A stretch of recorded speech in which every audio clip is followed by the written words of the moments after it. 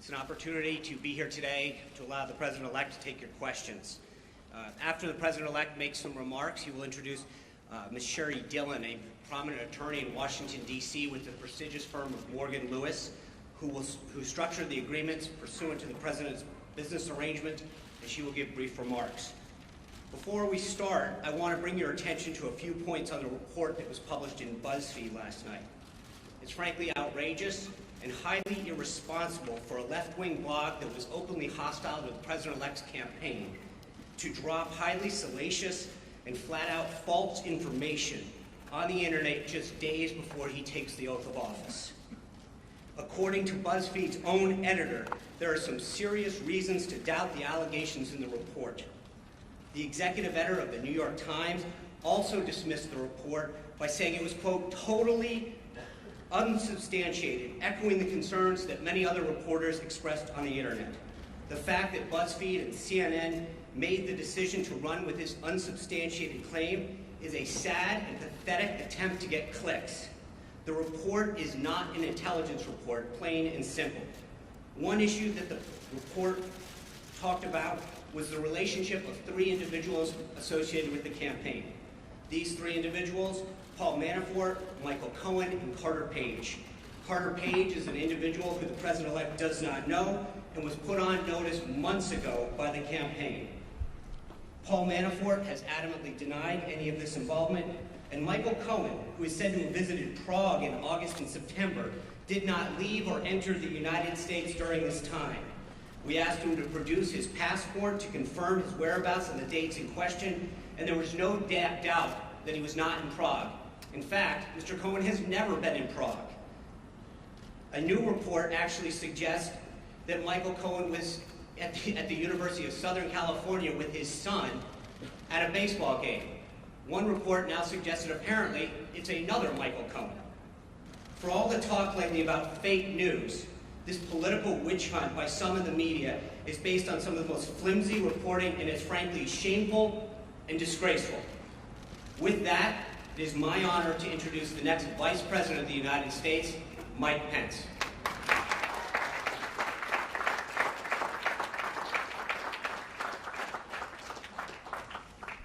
We are 9 days away from the inauguration of the 45th President of the United States of America.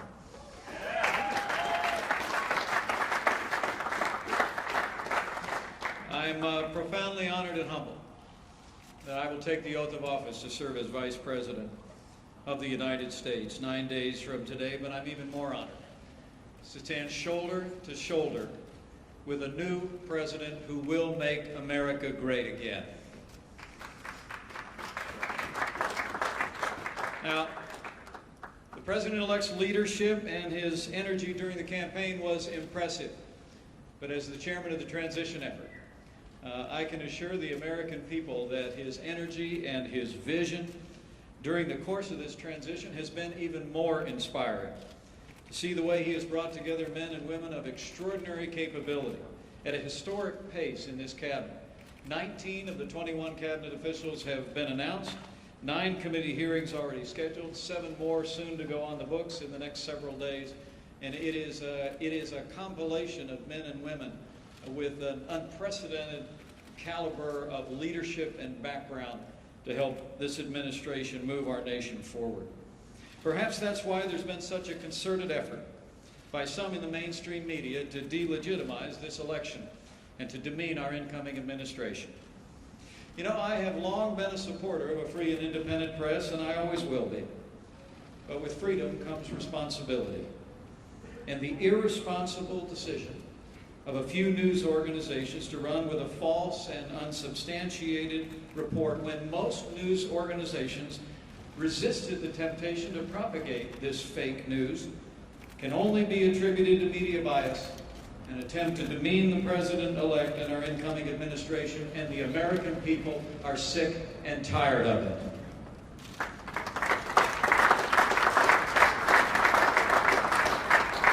But today, we'll get back to real news, to real facts, and the real progress our incoming president has already made in reviving the American economy and assembling a team that will make America great again.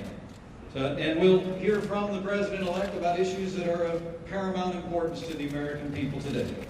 So it is my honor to introduce to all of you my friend and the President-elect of the United States of America, Donald Trump.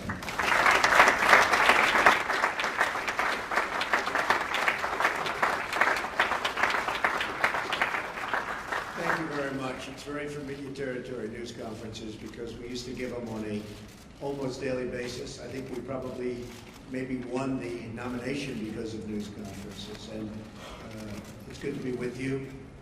We stopped giving them because we were getting quite a bit of inaccurate news, but I do have to say that, and I must say that I want to thank a lot of the news organizations here today, because they looked at that nonsense that was released by maybe the intelligence agencies.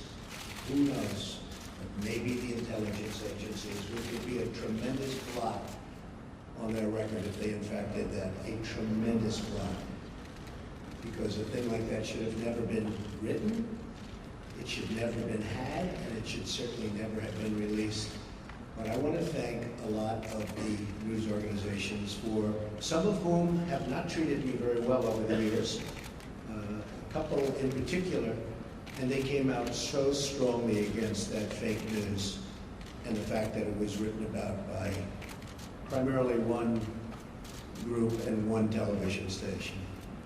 So I just want to compliment many of the people in the room. I have great respect for the news and great respect for freedom of the press and all of that, but I will tell you there were some news organizations, with all that was just said, that were so professional, so incredibly professional, that I've just gone up a notch as to what I think. Okay? All right. We've had some great news over the last couple of weeks. I've been quite active, I guess you could say, in an economic way for the country. A lot of car companies are going to be moving in. We have other companies. Big news is going to be announced over the next couple of weeks about companies that are going to be building in the Midwest. You saw it yesterday, Fiat, Chrysler, big factory going to be built in this country as opposed to another country. Ford just announced that they stopped plans for a $1 billion plant in Mexico, and they're going to be moving into Michigan and expanding very substantially an existing plant. I appreciate that from Ford. I appreciate it very much from Fiat Chrysler. I hope that General Motors will be following, and I think they will be. I think a lot of people will be following. I think a lot of industries are going to be coming back. We have to get our drug industry coming back. Our drug industry has been disastrous. They're leaving left and right. They supply our drugs, but they don't make them here to a large extent. And the other thing we have to do is create new bidding procedures for the drug industry, because they're getting away with murder. And pharma has a lot of lobbies, a lot of lobbyists, and a lot of power. And there's very little bidding on drugs. We're the largest buyer of drugs in the world, and yet we don't bid properly, and we're going to start bidding, and we're going to save billions of dollars over a period of time. And we're going to do that with a lot of other industries. I'm very much involved with the generals and admirals on the airplane, the F-35. You've been reading about it. And it's way behind schedule and many billions of dollars over budget. I don't like that. And the admirals have been fantastic. The generals have been fantastic. I've really gotten to know them well. And we're going to do some big things on the F-35 program and perhaps the F-18 program. And we're going to get those costs way down. And we're going to get the plane to be even better. And we're going to have some competition, and it's going to be a beautiful thing. So we've been very much involved. And other things. We had Jack Ma, we had so many incredible people coming here. Mr. Arnaud, they're going to do tremendous things in this country. And they're very excited. And I will say, if the election didn't turn out the way it turned out, they would not be here, they would not be in my office, they would not be in anybody else's office. They'd be building and doing things in other countries. So there's a great spirit going on right now, a spirit that many people have told me they've never seen before, ever. We're going to create jobs. I said that I will be the greatest jobs producer that God ever created, and I mean that. I'm going to work very hard on that.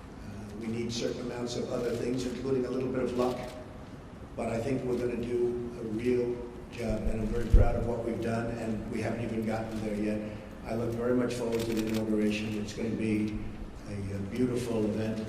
We have great talent, tremendous talent, and we have all of the bands, or most of the bands, from the different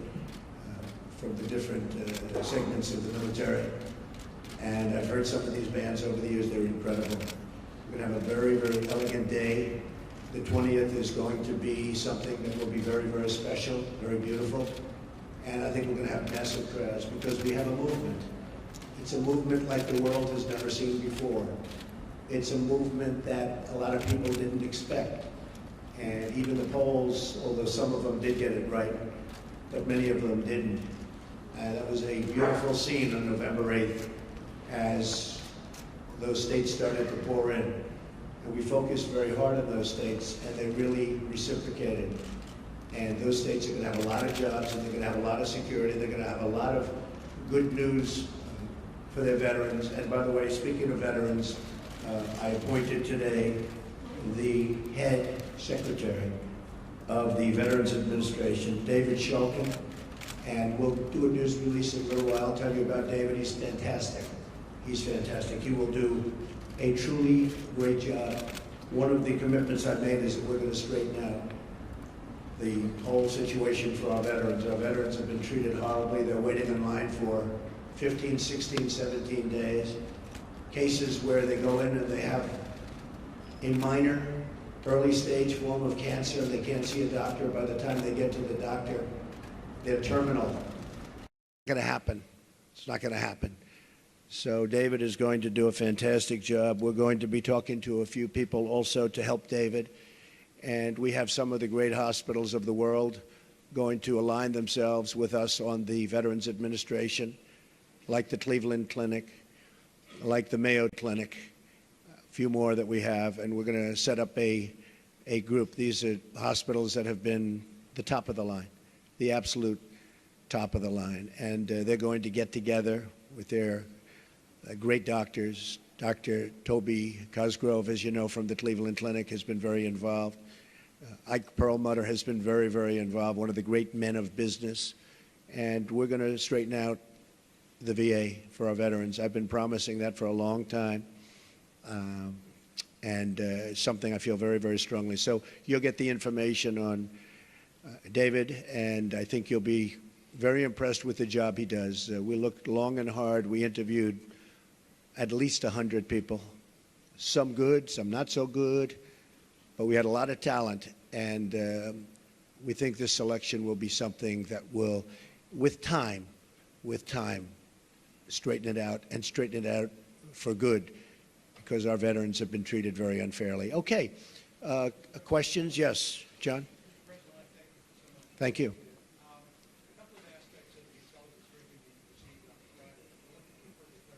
Sure.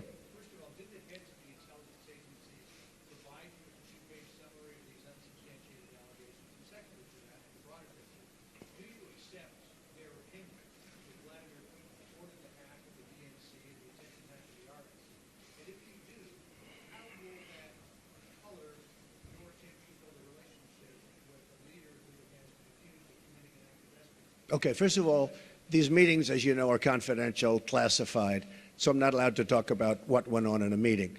But we had many witnesses in that meeting, many of them with us. And I will say again, I think it's a disgrace that information would be let out. I saw the information, I read the information outside of that meeting. It's all fake news. It's phony stuff. It didn't happen. And it was gotten by opponents of ours, as you know, because you reported it, and so did many of the other people. It was a group of opponents that got together, sick people, and they put that crap together. So I will tell you that not within the meeting, but outside of the meeting, somebody released it. It should never have been, number one, shouldn't have even entered paper. but it should never have been released. But I read what was released, and I think it's a disgrace. I think it's an absolute disgrace. As far as hacking, I think it was Russia, but I think we also get hacked by other countries and other people. And I can say that, you know, when we lost 22 million names and everything else that was hacked recently, they didn't make a big deal out of that. That was something that was extraordinary. That was probably China. We have much hacking going on, and one of the things we're going to do, we have some of the greatest computer minds anywhere in the world that we've assembled. You saw just a sample of it 2 weeks ago up here, where we had the 6 top people in the world. They were never in the same room together as a group. And we're going to put those minds together, and we're going to form a defense. And I have to say this also. The Democratic National Committee was totally open to be hacked. They did a very poor job. They could have had hacking defense, which we had. And I will give Reince Priebus credit, because when Reince saw what was happening in the world and with this country, he went out and went to various firms and ordered a very, very strong hacking defense. And they tried to hack the Republican National Committee, and they were unable to break through. We have to do that for our country. It's very important.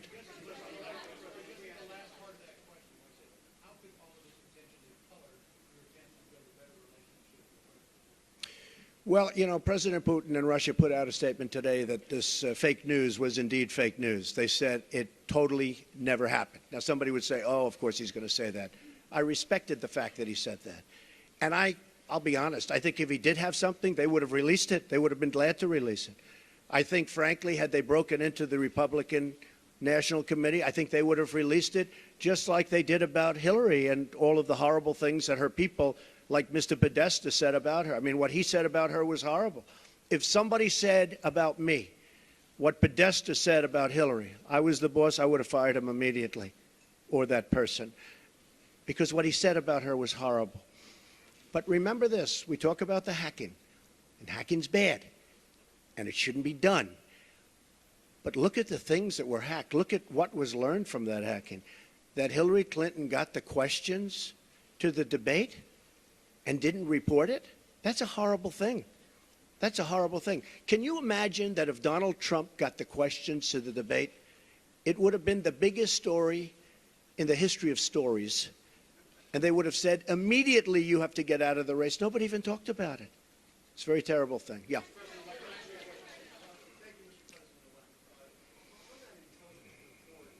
The second part of their conclusion was that Vladimir Putin ordered it because he aspired to help you in the election. Do you accept that part of the finding?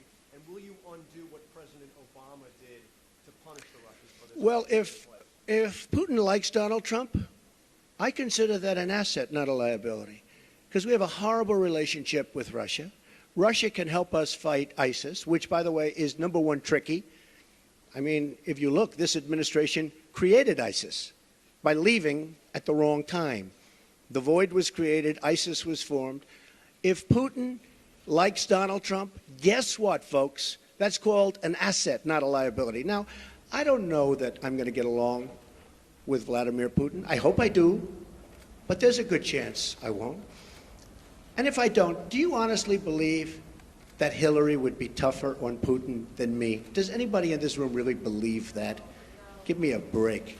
Okay. But President Obama's steps, will you keep on make clear whether during your visits to either Moscow or St. Petersburg you engaged in conduct that you now regret, and that a reasonable observer say that you are potentially vulnerable to blackmail by Russia or by its intelligence agencies? Let me just tell you what I do. When I leave our country, I'm a very high-profile person, would you say? I am extremely careful. I'm surrounded by bodyguards. I'm surrounded by people. And I always tell them, anywhere, but I always tell them, if I'm leaving this country, be very careful, because in your hotel rooms, and no matter where you go, you're going to probably have cameras. I'm not referring just to Russia, but I would certainly put them in that category. And number one, I hope you're going to be good anyway. But in those rooms, you have cameras in the strangest places. Cameras that are so small, with modern technology. You can't see them and you won't know. You better be careful, or you'll be watching yourself on nightly television. I tell this to people all the time. I was in Russia years ago with the Miss Universe contest, which did very well. Moscow, the Moscow area, did very, very well. And I told many people, be careful, because you don't want to see yourself on television. Cameras all over the place. And again, not just Russia, all over. Does anyone really believe that story?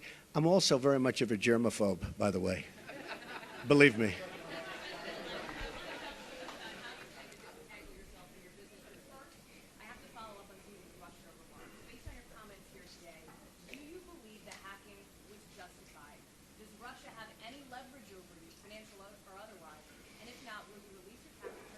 So I tweeted out that I have no dealings with Russia. I have no deals in Russia. I have no deals that could happen in Russia because we've stayed away.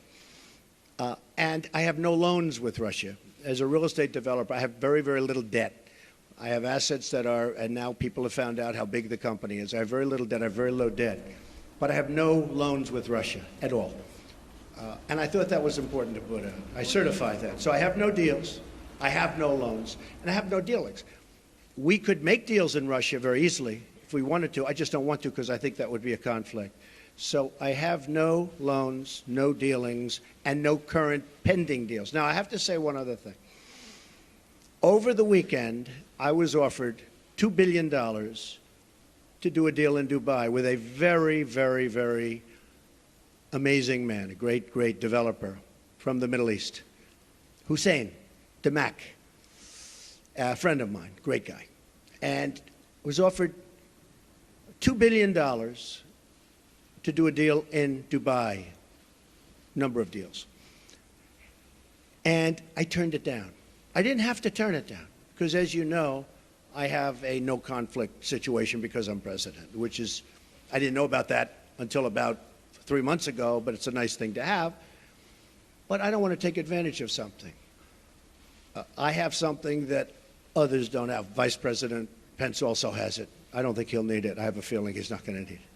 But I have a no conflict of interest provision as president. It was many, many years old. This is for presidents because they don't want presidents getting, I understand, they don't want presidents getting tangled up in minutiae. They want a president to run the country. So I could actually run my business. I could actually run my business and run government at the same time. I don't like the way that looks, but I would be able to do that if I wanted to. I'd be the only one that would be able to do that. You can't do that in any other capacity. But as a president, I could run the Trump Organization, great, great company, and I could run the company, the country. I do a very good job, but I don't want to do that. Now, all of these papers that you see here, yes, go ahead. Sure. Do you believe the hacking was justified, and will you release your tax returns to prove what you're saying about no deals in Russia? Well, I'm not releasing the tax returns because, as you know, they're under audit. But every president since the 70s has Oh, gee, I've never heard that. Oh, gee, I've never heard that. I've never heard that before. You know, the only one that cares about my tax returns are the reporters, okay? They're the only ones. But no, I don't think so. I won. I mean, I became president. No, I don't think they care at all. I don't think they care at all. I think you care. I think you care. First of all, you learn very little from a tax return. What you should do is go down to federal elections and take a look at the numbers.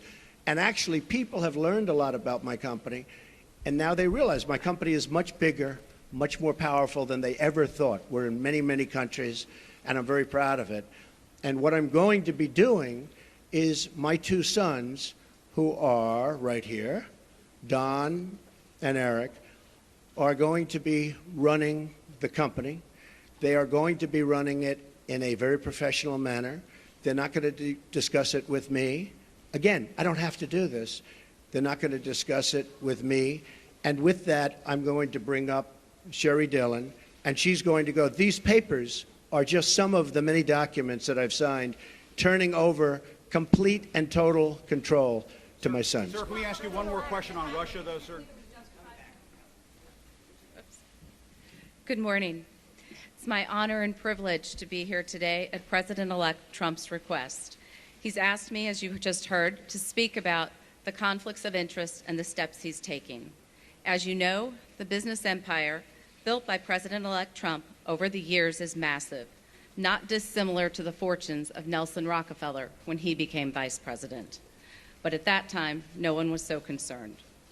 President-elect Trump wants the American public to rest assured that all of his efforts are directed to pursuing the people's business and not his own. To that end, as he explained a few moments ago, he directed me and my colleagues at the law firm Morgan, Lewis & Bockius to design a structure for his business empire that would completely isolate him from the management of the company. He further instructed that we build in protections that will assure the American people the decisions he makes and the actions that he takes as president are for their benefit and not to support his financial interests. As he said, he's voluntarily taking this on. The conflicts of interest laws simply do not apply to the president or the vice president, and they are not required to separate themselves from their financial assets.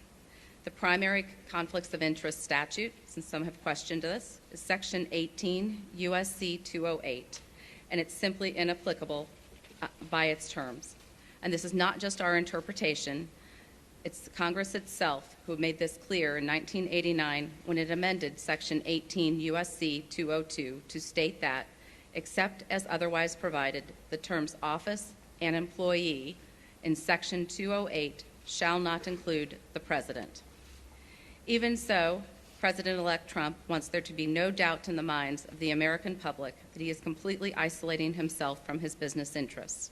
He instructed us to take all steps realistically possible to make it clear that he is not exploiting the office of the presidency for his personal benefit.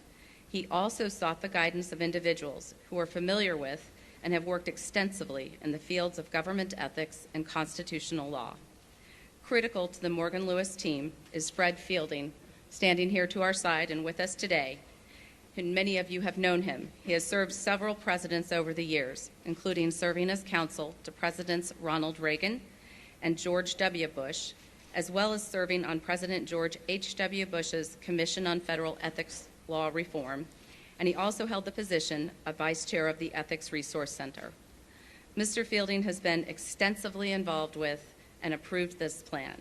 He's here today to support the plan, and he will continue to provide guidance as the plan is implemented and as Eric, Don, along with others, take over management of the Trump Organization. I'm going to detail some of the extraordinary steps now that the President-elect is taking.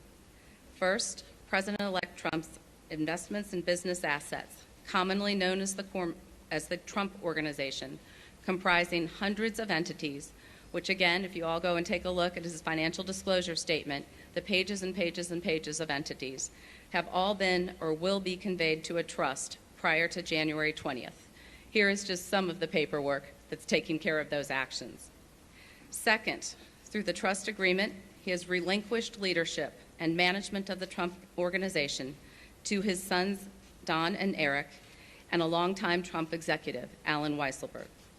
Together, Don, Eric, and Alan will have the authority to manage the Trump Organization and will make decisions for the duration of the presidency without any involvement whatsoever by President-elect Trump. Further, at the President-elect's direction, the trust agreement provides that to ensure the Trump Organization continues to operate in accordance with the highest and legal ethics standards, an ethics advisor will be appointed to the management team.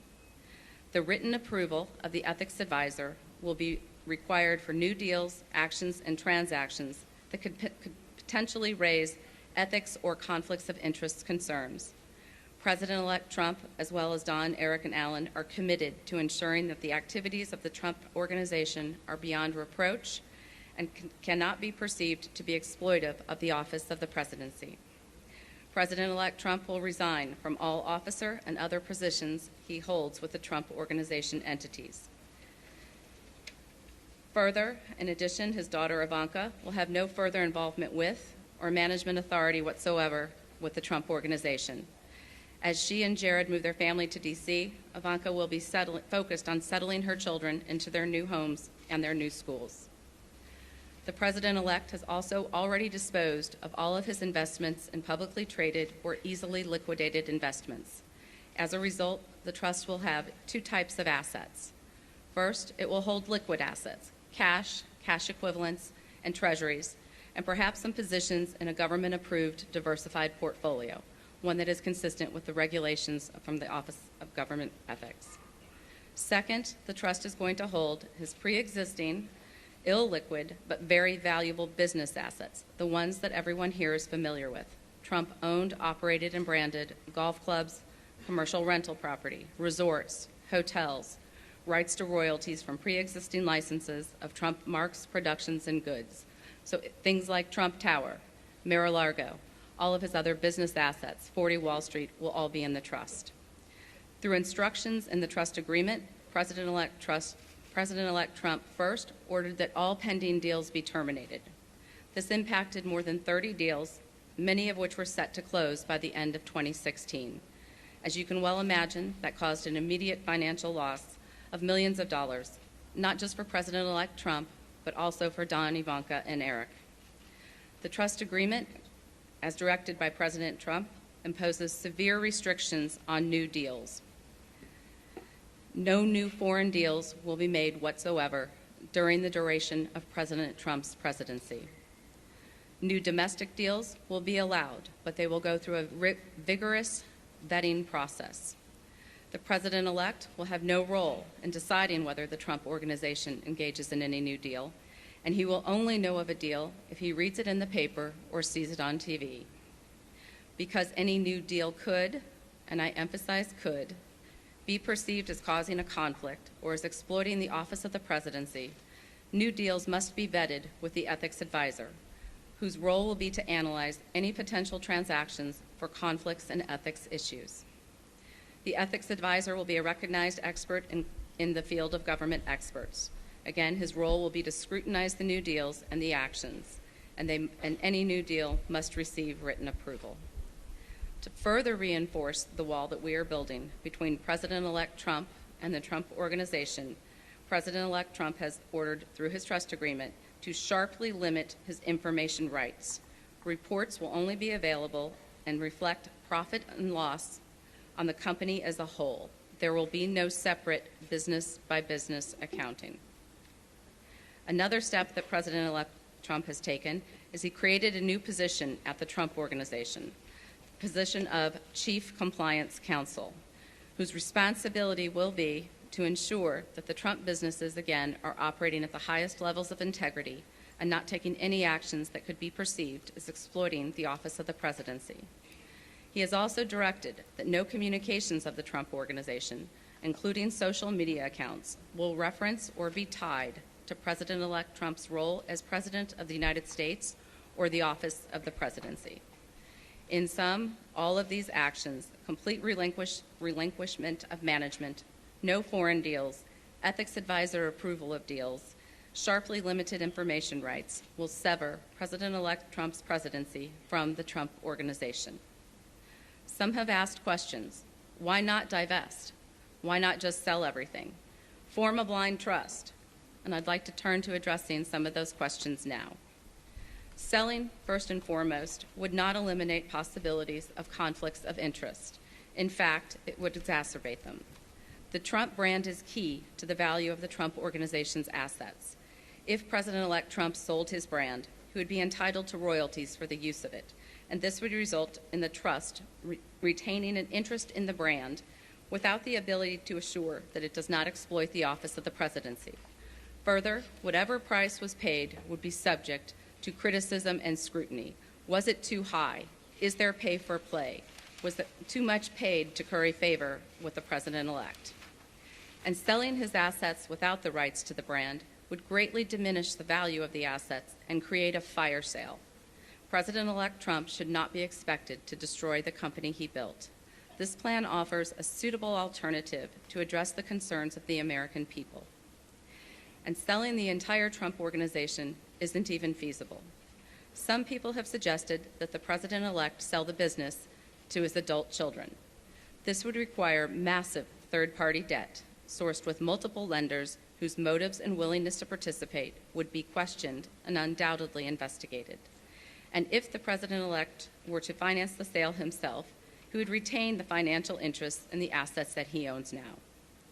Some people have suggested that that President-elect Trump could bundle the assets and turn the Trump Organization into a public company.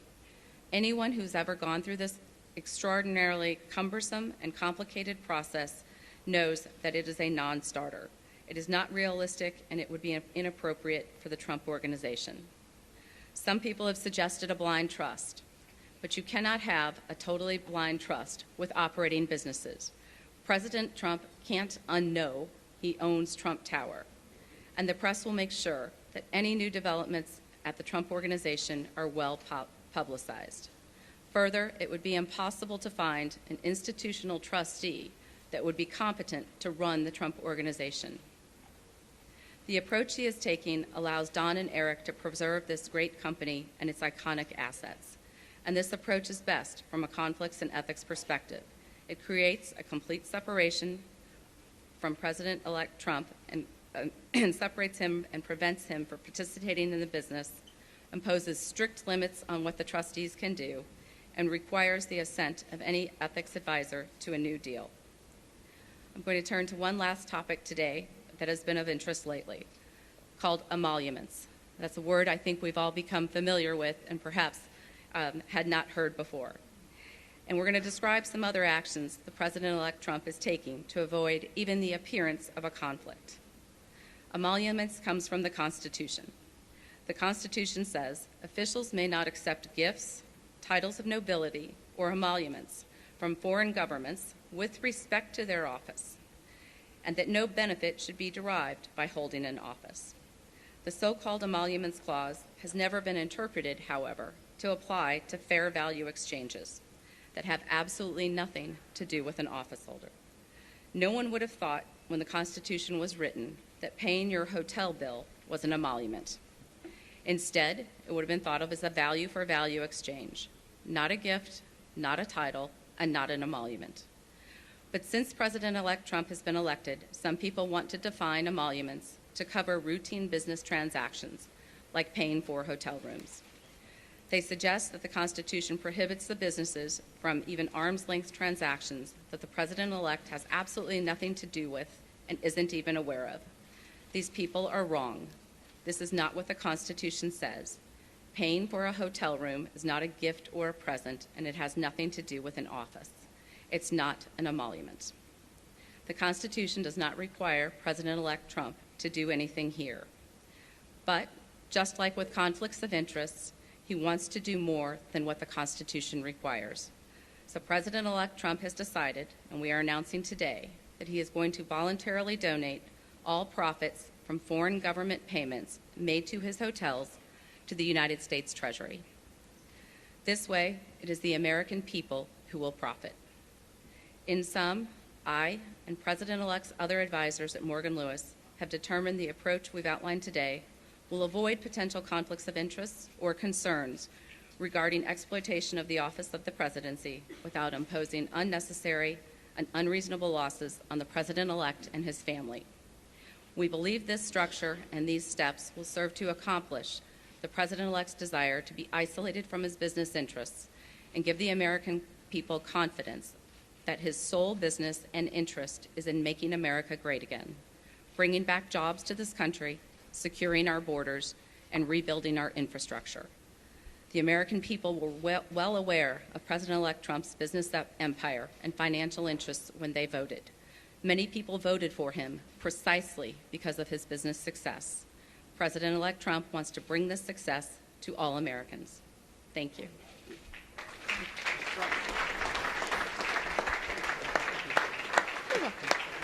My pleasure. Mr. Trump, can we ask you? Don't lose your notes. Thank you very much. Mr. Trump, can we ask you some policy questions? Policy questions, sir. Thank you, Mr. Trump. Great answer from American News. What is your response to your critics that say not only you but also your cabinet is filled with conflicts of interest, and do you plan to set an example in the future to make sure that your cabinet and everyone throughout your administration? Right, good question. I really think that when you watch what's going on with what's happening in Washington. I was just watching, as an example, Rex Tillerson. I think it's brilliant what he's doing and what he's saying. I watched yesterday, as you know, our great senator who is going to be a great attorney general, and he was brilliant. And what people don't know is that he was a great prosecutor and attorney general in Alabama, and he was brilliant yesterday. So I really think that I think we have one of the great cabinets ever put together. And we've been hearing that from so many people. People are so happy. You know, in the case of Rex, he ran incredibly ExxonMobil. When there was a find, he would get it. When they needed something, he would be there. A friend of mine who's very, very substantial in the oil business, Harold Hamm, big supporter, he said, there's nobody in the business like Rex Tillerson. And that's what we want. That's what I want to bring to government. I want to bring the greatest people into government because we're way behind. We don't make good deals anymore. I say it all the time at speeches. We don't make good deals anymore. We make bad deals. Our trade deals are a disaster. We have hundreds of billions of dollars of losses on a yearly basis, hundreds of billions with China on trade and trade imbalance, with Japan, with Mexico, with just about everybody. We don't make good deals anymore. So we need people that are smart. We need people that are successful. And they got successful because, generally speaking, they're smart. And that's what I put. I'm very proud of the cabinet. I think they're doing very well. It's very interesting how it's going, but I think they're doing very, very well. Mr. Tucker, quick follow-up, sir, on Russia, sir. Thank you, Mr. President-elect. I wanted to ask a few questions on Obamacare. Yeah. Can you be specific on what guidance you're giving congressional Republicans on the timeline for repeal and replace? Sure. Whether it needs to be simultaneous or... Finally, Obamacare. I thought it was never going to be asked. I also wanted to ask you, though, if you have outlined a plan for what you want the replace package to look like. Would it guarantee coverage for those who have gotten health insurance through the current Obamacare law? You're going to be very, very proud, as not only the media and reporters, you're going to be very proud of what we put forth having to do with health care. Obamacare is a complete and total disaster. They can say what they want. They can guide you any way they want to guide you. In some cases, they guide you incorrectly. In most cases, you realize what's happened. It's imploding as we sit. Some states have over 100% increase. And 17, and I said this 2 years ago, 17 is going to be the bad year. It's going to be catastrophic. Frankly, we could sit back, and it was a thought from a political standpoint, but it wouldn't be fair to the people. We could sit back and wait and watch and criticize. And we could be a Chuck Schumer and sit back and criticize it, and people would come, they would come, begging to us, please, we have to do something about Obamacare. We don't want to own it. We don't want to own it politically. They own it right now. So the easiest thing would be to let it implode in 17, and believe me, we'd get pretty much whatever we wanted, but it would take a long time. We're going to be submitting, as soon as our secretary is approved, almost simultaneously, shortly thereafter, a plan. It'll be repeal and replace. It will be essentially simultaneously. It will be various segments, you understand, but will most likely be on the same day or the same week, but probably the same day, could be the same hour. So we're going to do repeal and replace, very complicated stuff. And we're going to get a health bill passed. We're going to get health care taken care of in this country. You have deductibles that are so high that after people go broke paying their premiums, which are going through the roof, the health care can't even be used by them because the deductibles are so high. Obamacare is the Democrats' problem. We are going to take the problem off the shelves for them. We're doing them a tremendous service by doing it. We could sit back and let them hang with it. We are doing the Democrats a great service. So as soon as our secretary is approved and gets into the office, we'll be filing a plan and it was actually pretty accurately reported today, the New York Times, and the plan will be repeal and replace Obamacare. We're going to have a health care that is far less expensive and far better. Okay. President-elect, can we just ask you, sir. President-elect Trump. Mr. President, which one, Mr. President? Well, I was going right here. All right, go ahead, then CBS. President-elect Trump, John Steinberg from Cheddar. When you look at all the meetings that you've had with Carrier and SoftBank and Alibaba, do you conceive of making this a program, maybe sitting inside of Commerce? And then my follow-up question to that is, how soon will we see the program on capital repatriation and corporate tax cuts? Well, if I can save jobs, for instance, I was doing individual companies, and people said, well, but that's only one company. Like we did a good job with Carrier. And I want to thank United Technologies, which owns Carrier. But we saved close to 1,000 jobs. And they were gone. And Mike Pence and his staff really helped us a lot. But those were that was a tough one because they announced a year and a half before that they were leaving. So it's always tough when they're building a plant. It's a little tougher than before they start or before they make an announcement. So I want to thank United Technologies. But we've been meeting with a lot of companies. But what really is happening is the word is now out that when you want to move your plant to Mexico or some other place, and you want to fire all of your workers from Michigan and Ohio and all these places that I won for good reason, it's not going to happen that way anymore. You want to move your plant, and you think, as an example, you're going to build that plant in Mexico, and you're going to make your air conditioners or your cars or whatever you're making, and you're going to sell it through what will be a very, very strong border, not a weak border like it is now. We don't even have a border. It's an open sieve. But you're going to sell through a very strong border. Not going to happen. You're going to pay a very large border tax. So if you want to move to another country, and if you want to fire all of our great American workers that got you there in the first place, you can move from Michigan to Tennessee and to North Carolina and South Carolina. You can move from South Carolina back to Michigan. You can do anywhere. You got a lot of states at play, a lot of competition. So it's not like, oh, gee, I'm taking the competition. Well, you got a lot of places you can move. And I don't care, as long as it's within the United States, the borders of the United States. There will be a major border tax on these companies that are leaving and getting away with murder.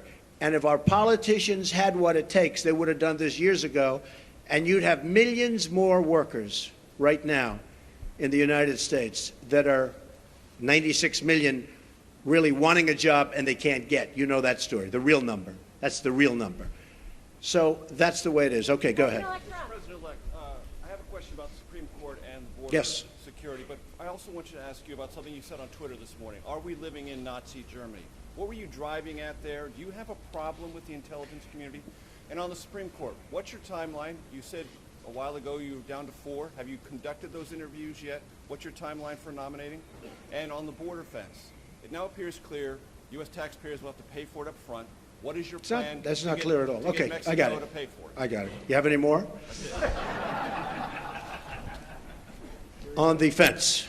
It's not a fence, it's a wall. You just misreported it. We're going to build a wall.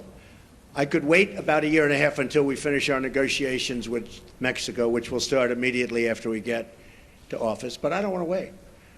Mike Pence is leading an effort to get final approvals through various agencies and through Congress for the wall to begin. I don't feel like waiting a year or a year and a half. We're going to start building. Mexico, in some form, and there are many different forms, will reimburse us, and they will reimburse us for the cost of the wall. That will happen, whether it's a tax or whether it's a payment, probably less likely that it's a payment, but it will happen. So remember this, okay? I would say we are going to build a wall, and people would go crazy. I would then say, who's going to pay for the wall? And people would all scream out, 25, 30,000 people, because nobody's ever had crowds like Trump has had. You know that. You don't like to report that, but that's okay. Okay, now he agrees. Finally, he agrees. But I say, who's going to pay for the wall? And they will scream out, Mexico. Now, reports went out last week, oh, Mexico's not going to pay for the wall because of a reimbursement. What's the difference? I want to get the wall started. I don't want to wait a year and a half until I make my deal with Mexico. So, and we probably will have a deal sooner than that. And by the way, Mexico has been so nice So nice. I respect the government of Mexico. I respect the people of Mexico. I love the people of Mexico. I have many people from Mexico working for me. They're phenomenal people. The government of Mexico is terrific. I don't blame them for what's happened. I don't blame them for taking advantage of the United States. I wish our politicians were so smart. Mexico has taken advantage of the United States. I don't blame the representatives and various presidents, etc., of Mexico. What I say is we shouldn't have allowed that to happen. It's not going to happen anymore. So in order to get the wall started, Mexico will pay for the wall, but it'll be reimbursed. Okay? Supreme Court judge. So, as you know, I have a list of 20. I've gone through them. We've met with numerous candidates. They're outstanding in every case. They were largely recommended and highly recommended by Federalist Society. Jim DeMint was also very much involved in his group, which is fantastic, and he's a fantastic guy. So between Leo and Jim DeMint and some senators and some Congress people, we have a great group of people. I'll be making the decision on who we will put up for Justice of the United States Supreme Court, a replacement for the great, great Justice Scalia. That will be probably within 2 weeks of the 20th. So within about 2 weeks, probably the second week. I consider the first day because we'll also be doing some pretty good signings. And I think what we'll do is we'll wait till Monday. That will be our really first business day as opposed to doing it on Friday, because on Friday people are going to have a very good time at the inauguration. And then Saturday, as you know, we're having a big church service and lots of good things are happening. So our first day, and you'll all be invited to the signings, but we'll be doing some pretty good signings on Monday and Tuesday and Wednesday and Thursday and Friday, and then also the next week. And you're all invited. But on the Supreme Court, I'll be making that decision, and it'll be a decision which I very strongly believe in. I think it's one of the reasons I got elected. I think the people of this country did not want to see what was happening with the Supreme Court. So I think it was a very, very big decision as to why I was elected. Mr. President-elect, the tweet that you had this morning about are we living in Nazi Germany, what were you driving at there? What are you trying to tell them? I think it was disgraceful that the intelligence agencies allowed any information that turned out to be so false and fake out. I think it's a disgrace. And I say that. And that's something that Nazi Germany would have done and did do. I think it's a disgrace. That information that was false and fake and never happened got released to the public. As far as BuzzFeed, which is a failing pile of garbage, writing it, I think they're going to suffer the consequences. They already are. And as far as CNN going out of their way to build it up, and by the way, we just found out I was coming down, Michael Cohen. Michael Cohen is a very talented lawyer. He's a good lawyer in my firm. It was just reported that it wasn't this Michael Cohen they were talking about. So all night long, it's Michael Cohen. I said, I want to see your passport. He brings his passport to my office. I say, hey, wait a minute. He didn't leave the country. He wasn't out of the country. They had Michael Cohen of the Trump Organization was in Prague. It turned out to be a different Michael Cohen. It's a disgrace what took place. It's a disgrace. And I think they ought to apologize to start with Michael Cohen. Sir, since you're attacking us, can you give us a question? Go ahead. No, Mr. President-elect. Go ahead. President-elect, Go ahead. Since you are attacking no, our news not you. organization, Not you. Can you give us a chance? Your organization you is are terrible. Attacking our news organization. Your organization Can you is give us a terrible. chance Let's to go. ask a question, sir? Go ahead. Sir, Quiet. Quiet. Mr. President-elect. Go ahead. Can you She's asking a question. Don't be rude. President-elect, can you give us a question? Don't be You're rude. attacking us. Can you give us a question? Don't be rude. No, I'm not going to give you a question. question. I'm not going to give you a question. Can you state categorically? You are fake news. Sir, go ahead. Can you state categorically that nobody...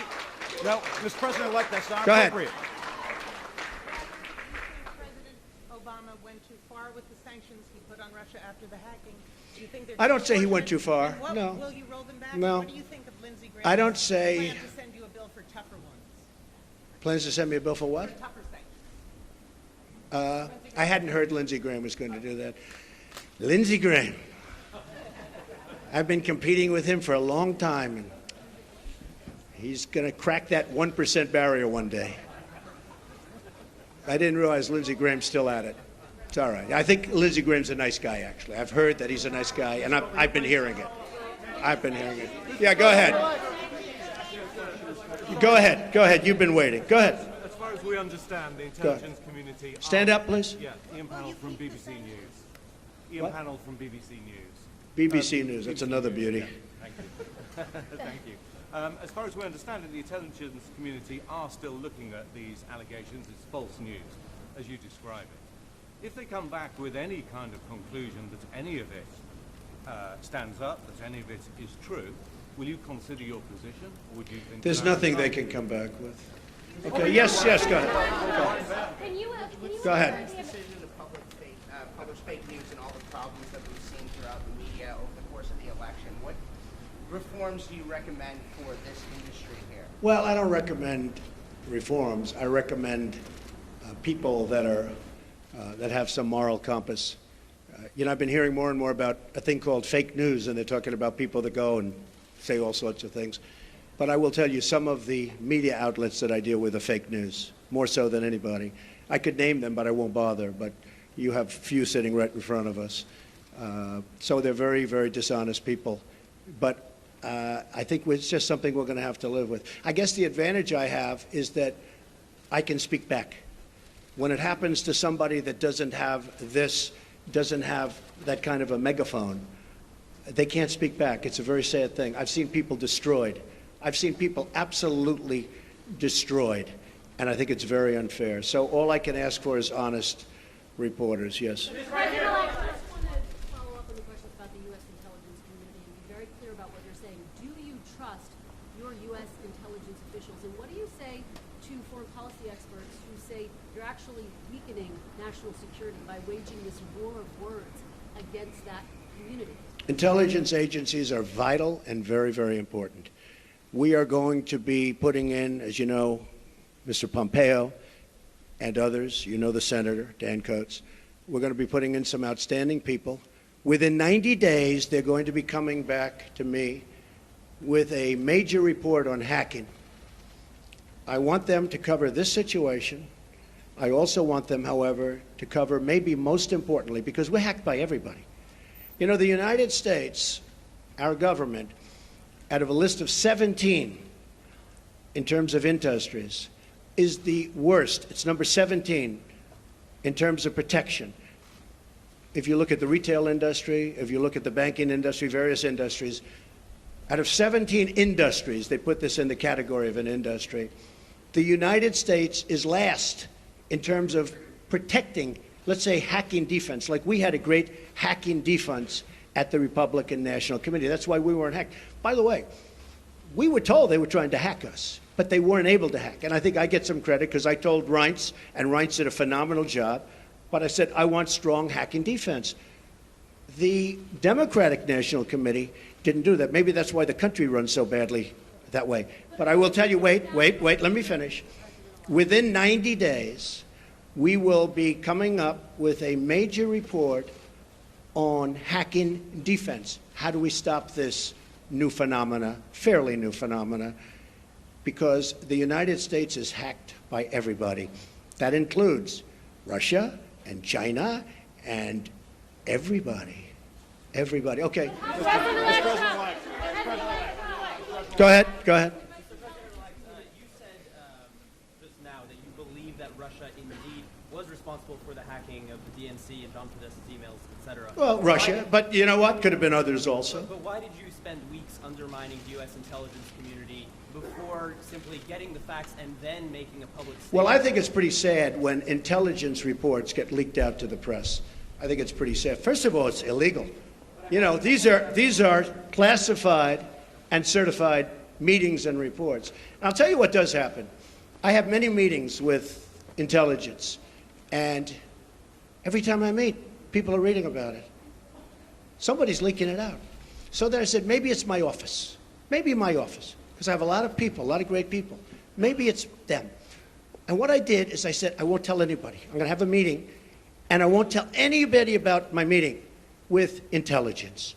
And what happened is I had my meeting. Nobody knew, not even Rona, my executive assistant for years. She didn't know. I didn't tell her. Nobody knew. The meeting was had. The meeting was over. They left. And immediately, the word got out that I had a meeting. So I don't want that. I don't want that. It's very unfair to the country. It's very unfair to our country what's happened. That report should have never, first of all, it shouldn't have been printed because it's not worth the paper it's written on. And I thank the New York Times for saying that. I thank a lot of different people for saying that. But I will tell you, that should never, ever happen. Okay.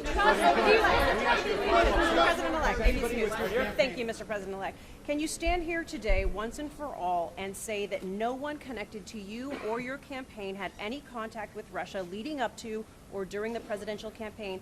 And if you indeed do believe that Russia was behind the hacking, what is your message to Vladimir Putin right now?